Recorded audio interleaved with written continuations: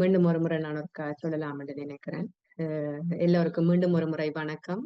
நாங்கள் இன்றைக்கு பார்க்க போற எங்களுடைய கலந்துரையாடலானது மிகவும் ஒரு முக்கியமானதும் ஒரு காத்திரமானதுமான ஒரு தலையங்கமாகத்தான் இருக்குது. அதுவும் குறிப்பாக நாங்கள் பார்க்க போற இன்றைய விடயம் ஆரோக்கியமான குழந்தைகளும் வலுவான எதிர்கால சமூகமும் என்ற ஒரு தலையங்கத்துக்கு கீழே நாங்கள் இன்றைக்கு கலந்துரையாடல் செய்ய போறோம். அதுல குறிப்பிடப்பட்ட விஷயங்கள் புதுக்குடிப்பு பிரதேசத்துல நடைபெற்று கொண்டிருக்கின்ற ஒரு செயற்திட்டம் தொடர்பானது. அதை வழங்குறதுக்கு எங்களுக்கு வந்திருக்கிறது திரு விஜயகுமார் ராஜரத்னம் அவர்கள், இலங்கை நிர்வாக சபையின் தர வகுப்பு ஒன்றின் அதிகாரியாக இருக்கிறார். தற்போது புதுக்குடியிருப்பு பிரதேச செயலகத்தின் பிரதேச செயலாளராகவும் கரைத்துறை பற்றிய பிரதேச செயலகத்தின் பதில் பிரதேச செயலராகவும் பணியாற்றி வருகிறார். இதற்கு முன்னர் விவசாய அபிவிருத்தி திணைக்கள ஆணையாளராக பணியாற்றியிருக்கிற இவர் பசுமை காலநிலை நிதியம் மற்றும் உலக வங்கியின் பல்வேறுபட்ட செயற்திட்டங்கள் இணை துணை தலைவராக பணியாற்றியதனூடாக பல மூலோபாய தலைமைத்துவ பண்பினை நிரூபித்திருக்கின்றார். இவர் நிர்வாக திறனை மென்பொருள் பொறியியல் மற்றும் GIS பைத்தன் மொழி ஆகியவற்றுடன் இணைத்து பல்வேறுபட்ட செயற்திட்டங்களை அறிமுகப்படுத்தி இருக்கிறார். குறிப்பாக இலங்கை முழுவதுமே இருக்கிற விவசாயிகளின் நில தரவுகளை வெற்றிகரமாக இணைக்கும் ஜியோகோவிய தளத்தினை அவர் உருவாக்கி இருக்கிறார்.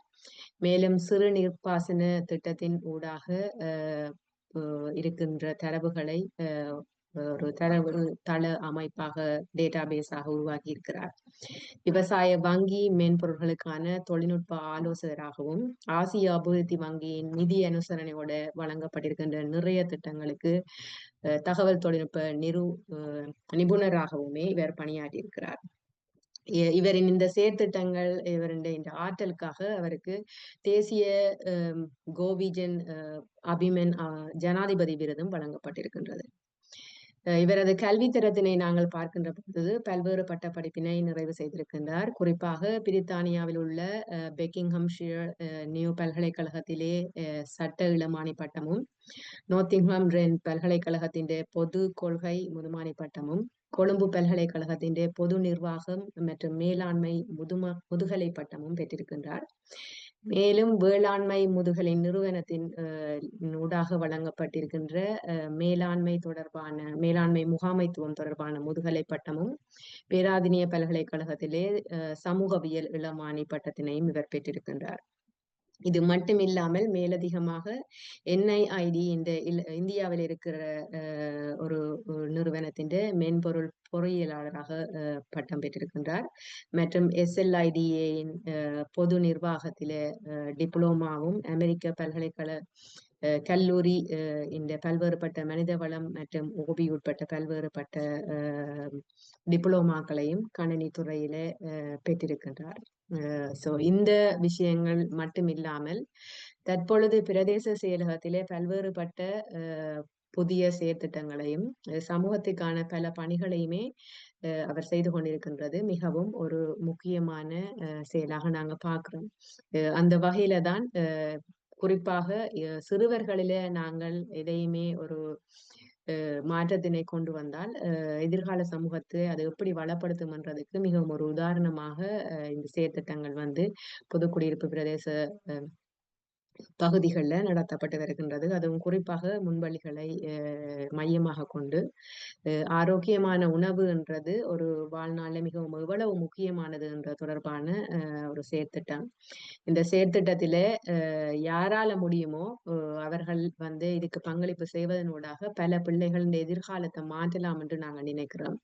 அதனால நாங்கள் சார்கிட்ட கேட்டிருந்த நாங்கள் உங்களோட திட்டம் தொடர்பாக எங்களுக்கு வேற நிறைய பேர் இது தொடர்பாக பணியாற்றவர்கள் இருக்கிறார்கள், அவர்களுக்கு தெரியப்படுத்தினா அதுக்கான நிதி அனுசரணைகள் கிடைக்கிறதுக்கான வாய்ப்புகள் கூடுதலாக இருக்கும் என்று அதன் அடிப்படையில பிரதேச செயலாளர் விஜயகுமார் அவரை எங்களோட செயற்திட்டம் தொடர்பாக கூறுமாறு அன்புடன் அழைக்கிறேன்.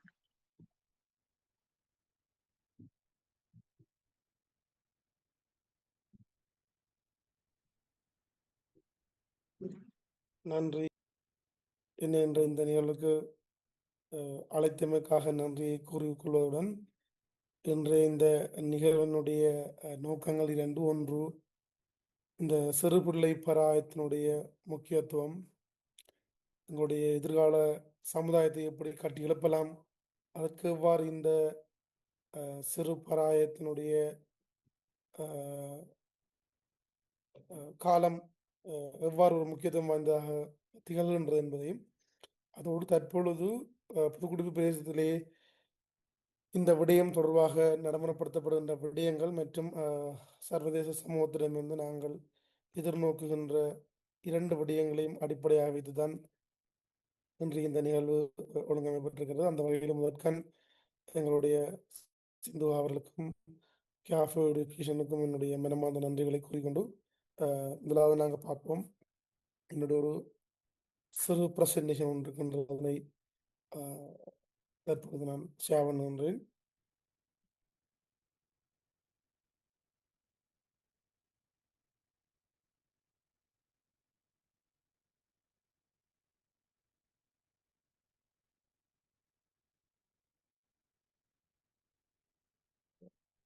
பிரசன்டேஷன் தெரியுது. ஃபுல்லாக தெரியுதா? ஓ, ஓகே, நன்றி.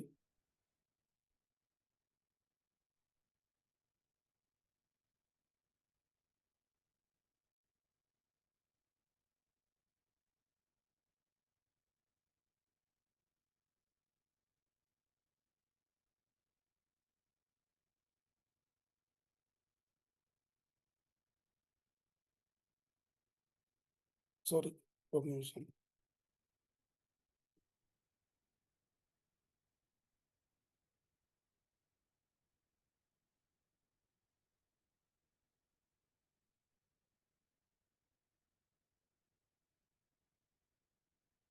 Recording in progress.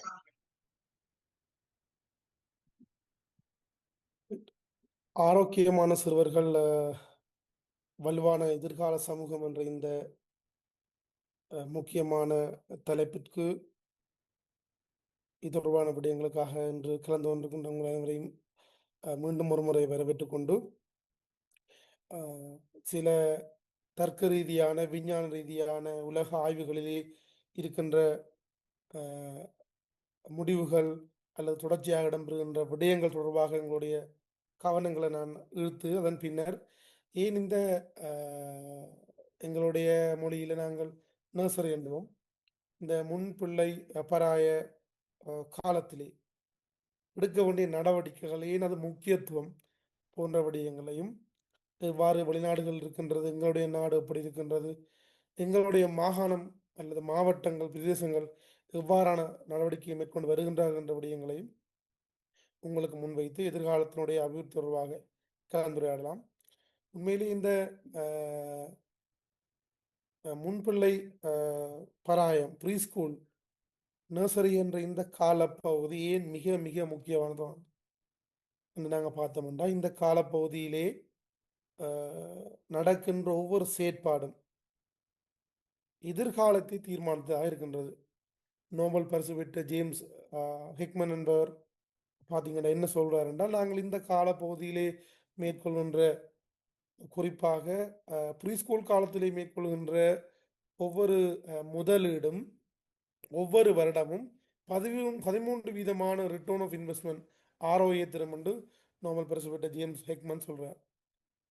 அதே போன்று சர்வதேச ஆய்வுகளை எடுத்து பார்த்தீங்கன்னா தெரியும், நாங்கள் இந்த காலப்பகுதியை மேற்கொள்கின்ற ஒவ்வொரு டொலர்ஸும், மக்களுக்காக மேற்கொள்கின்ற ஒவ்வொரு முதலீடும், குறிப்பாக இந்த ப்ரீஸ்கூல் காலத்திலே நாங்கள் மேற்கொள்கின்ற ஒவ்வொரு முதலீடும் ஒவ்வொரு டொலரும் 7 தொடக்கம் 35% ரிட்டர்னை தரும் என்று எதிர்காலத்திலே குறிப்பிடுகின்றார்கள்.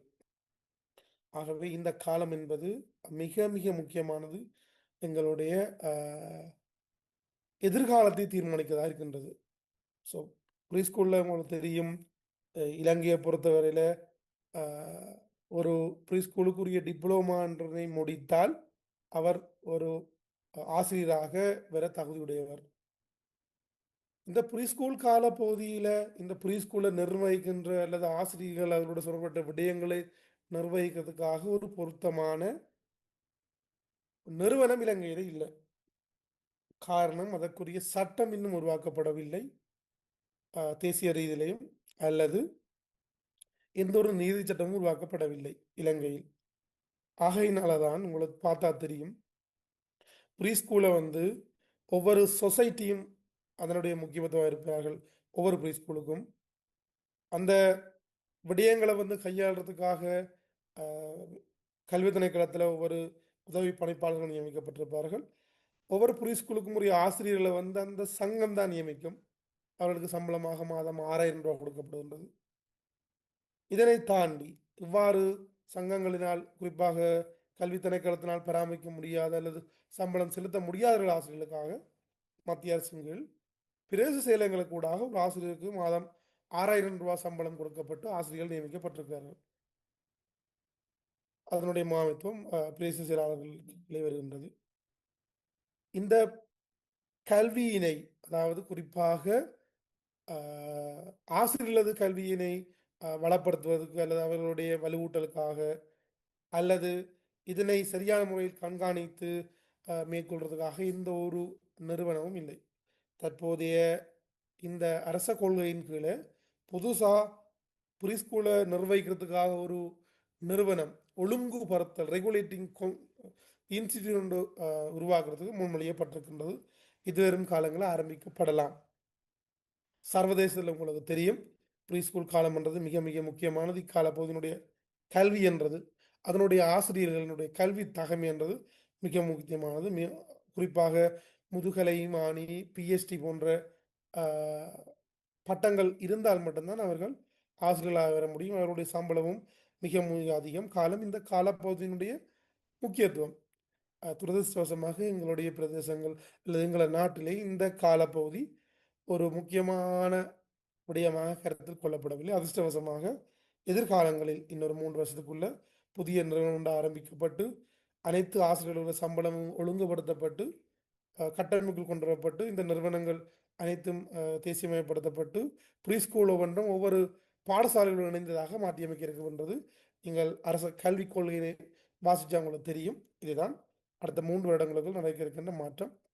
தற்போது எங்களுடைய இந்த ப்ரீ ஸ்கூல் விடயம் தொடர்பான நடவடிக்கைக்கு நாங்கள் போகுமா இருந்தால், ஏன் இந்த முன்பருவ பள்ளி காலம் மிக முக்கியமானது என்றதோட, இந்த காலப்பகுதியில் வந்து நாங்கள் எப்போவும் ஊக்குவிக்கிற ஒரே விடயம் இந்த முன்பள்ளி உணவு திட்டம். தற்போது அரசாங்கத்தினால் ஒரு அளவுக்கு ஒவ்வொரு மாவட்டங்களிலும் கல்வி வருகின்ற முன்பள்ளி சிறார்களுக்கான உணவு திட்டம் வழங்கப்படுகின்றது. புதுக்குடிப்பு எடுத்து நோக்கினால் நாங்கள் பின்னால் ஸ்டாட்டிஸ்டிக்ஸ் பார்க்க போகிறோம். பிரேசிலத்தால் 103 பிள்ளைகளுக்கான உணவு வழங்கப்படுகின்றது. கிட்டத்தட்ட 45 ப்ரீ ஸ்கூல் இருக்குது. ஆகவே அரசாங்கத்தினால் முற்றுமுழுதான பாடசாலை சிறார் உணவு தேவையை பூர்த்தி செய்ய முடியாமல் உள்ளது. இந்த ப்ரீ ஸ்கூல் காலம் என்ற இந்த காலம் ஏன் முக்கியம்? எங்களுடைய இந்த உணவு தேவைக்கு போகும் முன்றாக நான் ஏற்கனவே சொன்னது போன்று இந்த காலப்பகுதியிலே மேற்கொள்ளப்படுகின்ற ஒவ்வொரு முதலீடும் அவர்களுடைய எதிர்காலத்தை தீர்மானிக்கும். இங்கே காட்டப்பட்டிருக்கின்றது நீங்கள் பார்க்கலாம். இதில் மிக முக்கியமாக நாங்கள் சுட்டி காட்டுறது பல தேவைகள், பிள்ளைகளுடைய கற்றல் சுற்றுச்சூழல், அந்த காலப்பகுதியிலே ப்ரீ ஸ்கூலிலே வழங்கப்படுகின்ற கல்வியினுடைய விளையாட்டினுடைய முக்கியத்துவங்கள் ஒவ்வொன்றும் அவர்களுடைய எதிர்காலத்தை தீர்மானிக்குது. குறிப்பாக ப்ரீ ஸ்கூல் போகிற மாணவர்கள் அவர்களுடைய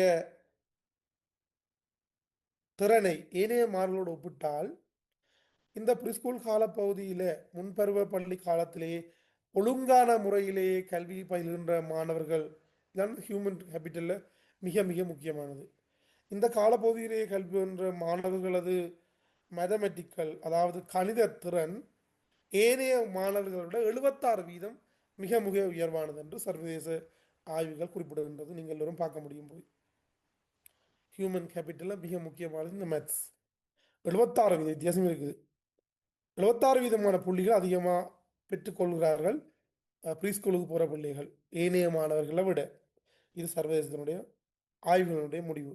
அவர்களை விட ஏனைய மாணவர்கள் 2 to 4 வருடங்கள் இந்த மேத்ஸில், குறிப்பாக கணிதத்தில் பின்னுக்கு இருக்கிறார்களாம்.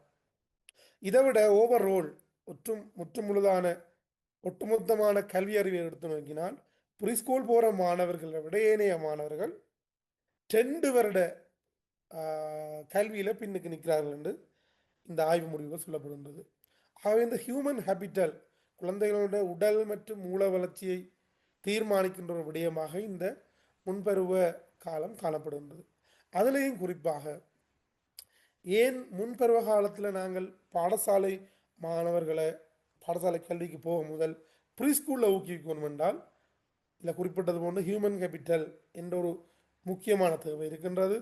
இந்த இந்த காலப்பகுதியிலே படிக்கின்ற விடயம், இந்த காலப்பகுதியிலே மாணவர்களை நாங்கள் ப்ரீ ஸ்கூலுக்கு உள்ளிருக்க வேண்டிய தேவை இருக்கின்றது. குறிப்பாக உங்களுக்கு தெரியும், கடந்த காலப்போட்ட யுத்தம் எங்களுடைய பிரதேசங்கள் குறிப்பாக முல்லைத்தீவு யுத்தத்தினால் நாங்கள் மைனஸுக்கு போய்த்தான் இப்போ ஓரளவு ப்ளஸுக்கு வந்திருக்கிறோம்.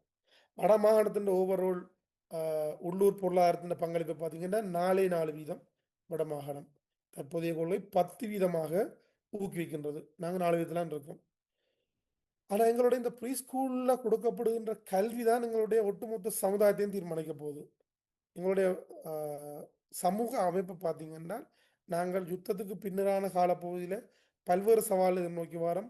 மிக முக்கியமாக யுத்தத்துக்கு முன்னரான காலப்பகுதிகளிலும் செட்டில்மெண்ட், குடியேற்றப்பட்டமை, மீள்குடியேற்றப்பட்ட போன்ற விடயங்களால் சமூகத்தில் ஏற்பட்ட மாற்றங்கள், பிரச்சனைகள், வறுமை.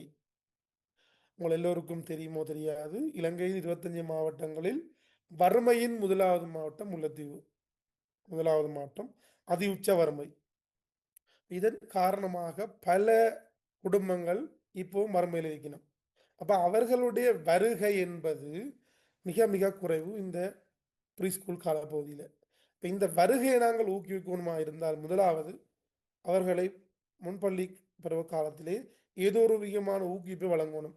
அதான் எங்களுடைய முதலாவதும் மிக பிரதானமான ஊக்குவிப்பு இந்த ப்ரீ ஸ்கூல் காலப்பகுதியில் கொடுப்படுற உணவு. இந்த உணவை கொடுப்பதற்கூடாக பிள்ளைகளை நாங்கள் கல்வியினுடைய என்ன சொல்லலாம் நுழைவாயில் என்று, அதாவது அவர்களுடைய வருகையை நாங்கள் ஊக்குவிக்கின்றோம். 100 வீதம் ப்ரீ ஸ்கூலுக்கு வருகையை நாங்கள் ஊக்குவிக்கிறோம் இந்த உணவு என்ற ஒரு மிக முக்கியமான விடயத்தின் மூலமாக. அவர்களை ஊக்குவித்து குறிப்பிட்டது போன்று இந்த காலப்பகுதி நீங்கள் பல ஆய்வுகளை பார்க்க முடியும். உண்மையிலே முன்னே ஆய்வுகளை பார்த்தீங்கன்னா ஆய்வுகள் என்ன சொல்கின்றன, 5 வயசு வரைக்கும் தான் பிள்ளையினுடைய பிறந்த வயதிலிருந்து 5 வயசுக்கும் பிள்ளையினுடைய அதி விசேடமான வளர்ச்சி இருக்கும் என்று நீங்கள் பல இனி ஆய்வுகளை பார்த்தீங்கன்னா தெரியும். ஒரு நாளைக்கு 1 மில்லியன் நியூரல்ஸ் குழந்தைகளுடைய மூளையிலே வளர்ச்சி அடைகின்றது. 1 நியூரல்ஸ் கனெக்ஷன் உருவாகின்றது புதிதாக இப்போ இந்த ப்ரீ ஸ்கூல் காலப்பகுதியில்.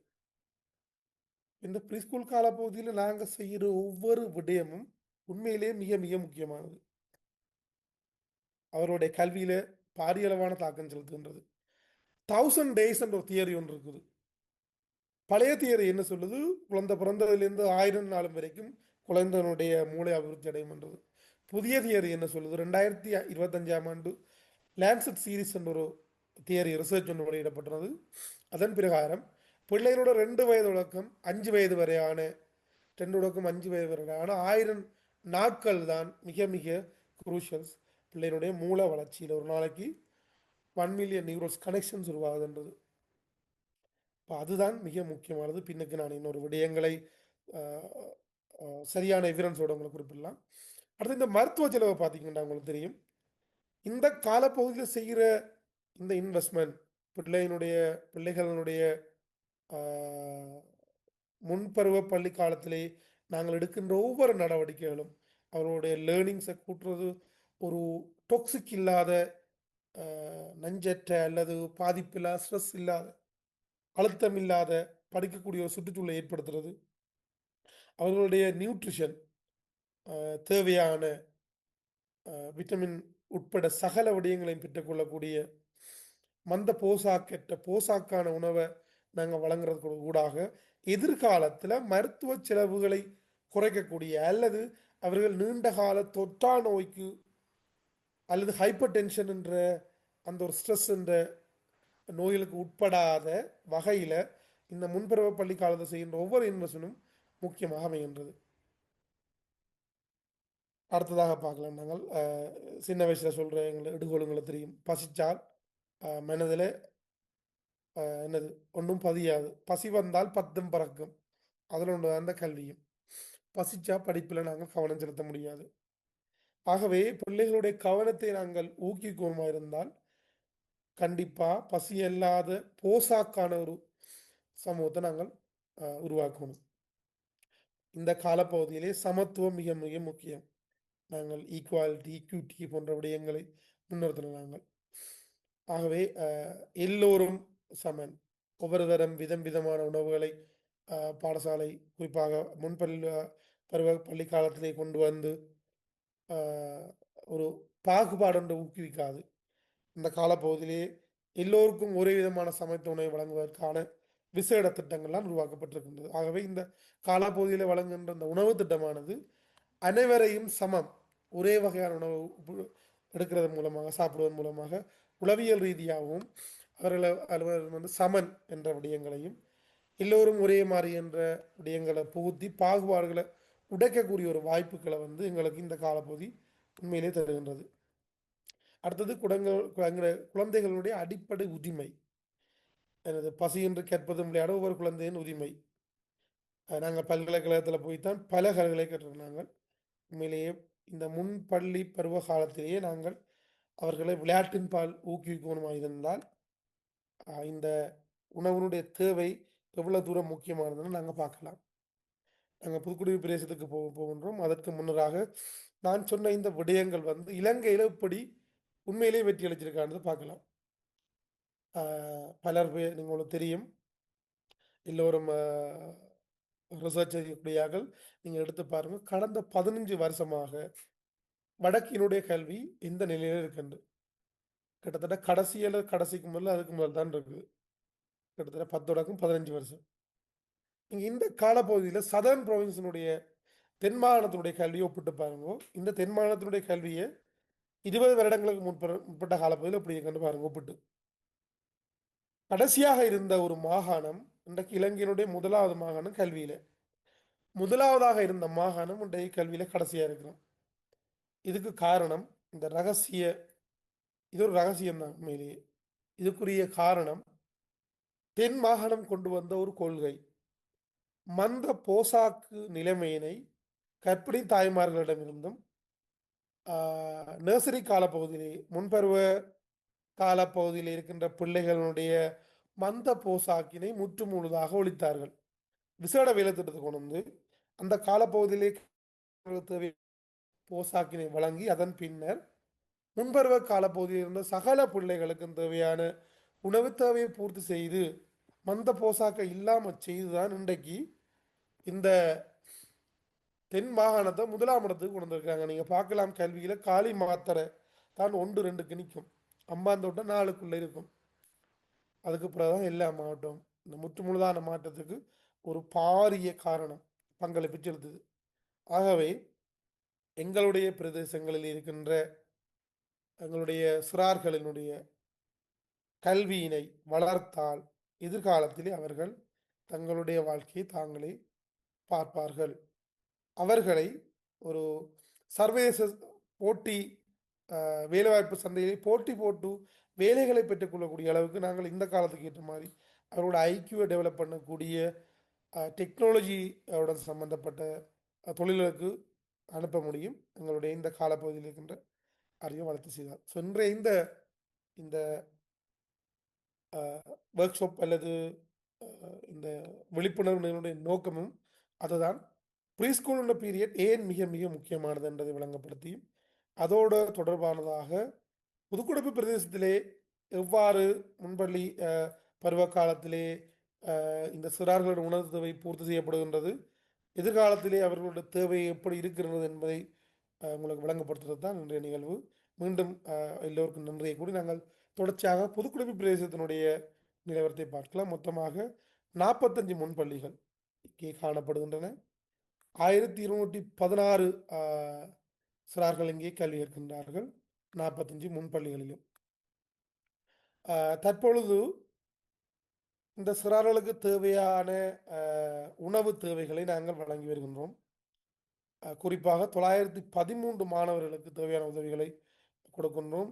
பிரேசிலத்தில் மூலமாக 25 முன்பள்ளிகளுக்கு 563 பள்ளிகளுக்கு நாங்கள் கொடுக்கக்கூடிய இருக்கும். உண்மையிலேயே 503 மாணவர்களுக்கு அனுமதி இருக்கின்றது. அதை பயன்படுத்தி நாங்கள் 563 மாணவர்களுக்கு கொடுக்கிறோம். காரணம், வரவேற்று தன்மை காணப்படுகின்றதால் அவற்றினை சரியான முறையிலே நிர்வாகித்து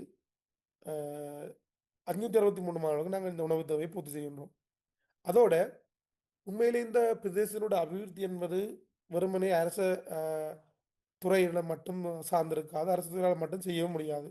அந்த வகையில் நாங்கள் பாராட்ட வேண்டும். எங்களுடைய பிரதேசத்திலே தொழில் கடமை புரிகின்ற அரசு சார்பு நிறுவனங்கள், ஏனைய அரசு நிறுவனங்கள், தனிநபர்கள் எல்லோரும் சேர்ந்து எங்களுடைய மாணவர்களது கல்வியிலே செலுத்துகின்ற மாற்றத்தை பாருங்கள். 13 முன்பள்ளியிலே 350 மாணவர்களுக்கு நாங்கள் இந்த உணவு திட்டத்தை வழங்கி வரோம். உணவு திட்டம் வாரம் ஒன்றுபடுத்தான் இருக்கும். திங்கள், செவ்வாய், புதன், வியாழன், வெள்ளி வரையான 2 விதமான உணவு திட்டம் இருக்கின்றது. இது முதலாவது வாரத்துக்குரிய உணவு. பார்க்கலாம், நீங்கள் திங்கட்கிழமை நாங்கள் கொடுக்கின்ற உணவுகள் மீன், போஞ்சி, உருளைக்கிழங்கு போன்ற இந்த பழங்கள், மரக்கறிகள் உட்பட்டதாக செவ்வாய், புதன், வியாழன், வெள்ளி போன்ற 5 நாட்களும் விதம் விதமான உணவுகள். அதே போன்ற உணவு திட்டம் 2வது வாரத்துக்கு வித்தியாசமான திங்கள், செவ்வாய், புதன், வியாழன், வெள்ளி போன்ற நாட்களுக்கு வித்தியாசமான இந்த உணவு திட்டத்தை நாங்கள் வழங்கி வாரோம். அடுத்ததாக பாருங்க, எங்களுடைய பிரதேசங்களை இன்னும் உணவு தேவையை பூர்த்தி செய்ய மாணவர்கள் இருக்கிறார்கள். எங்களுடைய 7 முன்பள்ளிகளில் கல்வி இருக்கின்ற 303 மாணவர்களுக்கு உணவு தேவை இருக்கின்றது. தற்பொழுது 38 முன்பள்ளிகளிலே 913 மாணவர்களுக்கு உண்மையிலேயே எங்களுக்கு அப்பாற்பட்டு ஏனைய அரசு சார்பற்ற அரச தனியார்களுடைய ஒத்துழைப்போடு நாங்கள் இதை வழங்கி வரோம். ஸோ எங்களுக்கு ஒரு நாளைக்கு ஒரு மாணவருக்கு சாப்பாட்டு செலவுக்கு 100 ரூபா நாங்கள் கொடுக்குறோம். ஒரு ஒரு மாதத்தில் 20 நாட்கள் மாணவர்கள் கல்வி இருக்கின்றார்கள். கணக்கு பார்த்தால் எங்களுக்கு 2000 தேவைப்படுகிறது. கணக்கு பாருங்க, மாதாந்த நிதி இலக்கு எங்களுடைய 2000 ஒரு மாணவருக்கு என்றால் 303 மாணவர்களுக்கும் 6,06,000 எங்களுக்கு தேவைப்படுகின்றது. இதிலே தற்பொழுது கரம் கொடுக்கும் உறவுகளை நீங்கள் பார்க்கலாம்.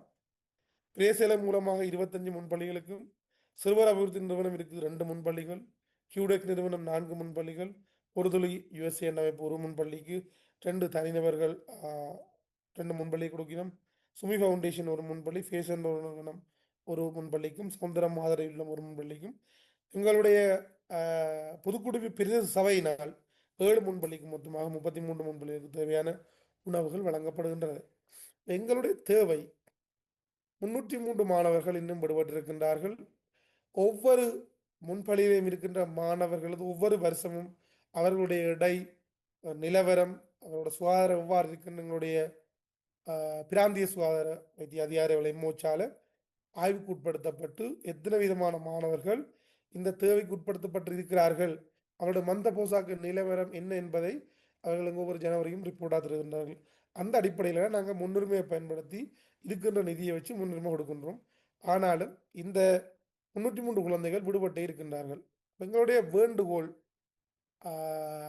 மிக முக்கியமானது. இந்த சர்வதேச நிறுவனங்கள், அமைப்புகள், தனிநபர்கள் எல்லோட்டையும் கேட்கிறது, 6,06,000 என்று முதலீடு தேவைப்படுகின்றது தினந்தோறும். ஒரு பிள்ளைக்கு 100 ரூபா படி, ஒரு மாதத்துக்கு எங்களுக்கு 20 நாள் 303 மாணவர்கள் இருக்கின்றார்கள். எனவே இந்த மாதாந்த 6,06,000 மாதாந்த நிதி தேவைப்படுகின்றது. இதற்கு 7 மாணவர்கள் எங்களுடைய பிரதேசத்தினுடைய ஒரு கல்வியை கட்டமைக்கக்கூடிய அல்லது ஊக்குவிக்கக்கூடிய செயற்பாட்டை நீங்கள் முன்னெடுக்குமாறு கேட்கிறோம். இந்த நேரத்தில் தேவையான சகல சட்ட ரீதியான நடைமுறைகளும் எங்கள்கிட்ட இருக்கிறது. ஏனைய நிறுவனங்களும் செய்கிறார்கள், அல்லது அவர்களோட சேர்ந்தாலும் நீங்கள் நேரடியாக அந்த முன்பள்ளிக்கு அந்த நிதியை வழங்க முடியும். இதனூடாக மாணவர்களது வரவு அதிகரிக்க முடியும், அவர்களுடைய கல்வியை அபிவிருத்தி செய்ய முடியும். நாங்கள் செய்கிற ஒவ்வொன்றும் இது சாதாரணமான முதலீடு இல்லை. எங்களோட சமூகத்தை முற்றுமுழுதாக மாற்றி அமைக்கக்கூடிய, எதிர்காலத்தை தீர்மானிக்கக்கூடிய, எங்களுடைய மாணவர்கள் சர்வதேசத்தில் போட்டியிட்டு தொழில் வாய்ப்பை பெற்றுக்கொள்ளக்கூடிய, பாரிய ஒரு பிரெயின் டெவலப்மெண்ட்டுக்கு உட்படுத்தக்கூடிய ஒரு முக்கியமான தேவை என்பதை நான் கூறிக்கொண்டு, இந்த நேரத்திலே இந்த நிகழ்வினை ஒழுங்கமைத்த கேஃபோ எடுகேஷன் நிறுவனத்தினருக்கும் சிந்து அவர்களுக்கும் நன்றியை கூறிக்கொண்டு தொடர்ச்சியாக நாங்கள் கேள்வி விடையிலே சந்திக்க முடியும். மிக்க நன்றி.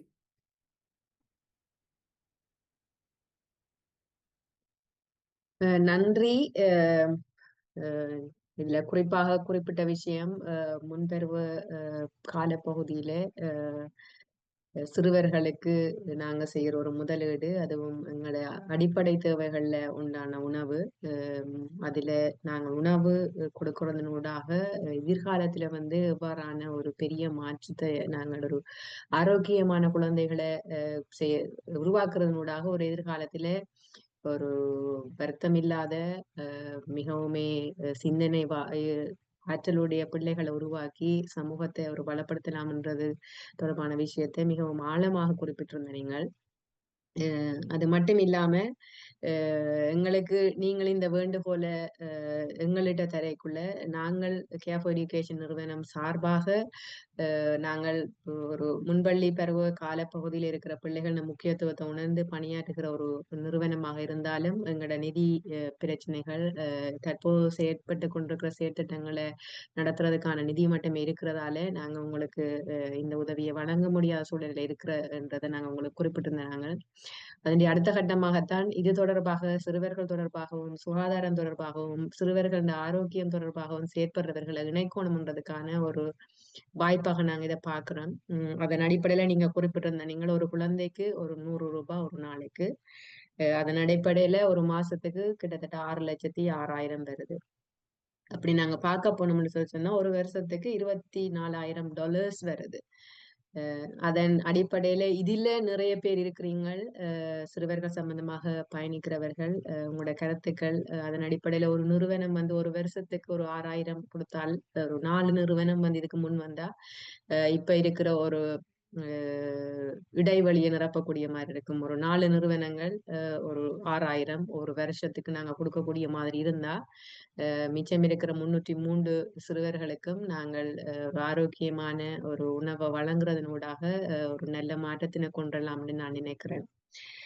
அதுக்கு முன் இருக்கிற காலங்கள்ல நாங்கள் படிக்கிற காலங்கள் எல்லாமே வந்து பாடசாலைகள்ல சாப்பாடு கொடுக்கறது இருந்தாலும் இந்த புரதச்சத்துக்களோ நார்ச்சத்துக்கள் தொடர்பான விழிப்புணர்வு இல்லையோ என்னவோ தெரியாது. ஆனா ஒரு ஆரோக்கியமான ஒரு சாப்பாடு வழங்குறதுல ஒரு குறை இருந்தது. ஆனா இதுல நீங்க பகிர்ந்திருக்கிற அந்த சாப்பாட்டை வந்து பார்த்தா ஒவ்வொரு நாளும் கிட்டத்தட்ட பிள்ளைகளுக்கு ஏதாவது ஒரு வழியில ஒரு புரதச்சத்து போறதாகவும் நார்ச்சத்து கூடியதாகவும் பணங்களை உள்வாங்கின ஒரு இதாகவும் இருக்கிறதுபடியா உண்மையிலேயே அது பெரிய மாற்றத்தை கொண்டு வரும்னு நாங்க நினைக்கிறோம். இதுல நிறைய பேர் இருக்கிறீங்கள்,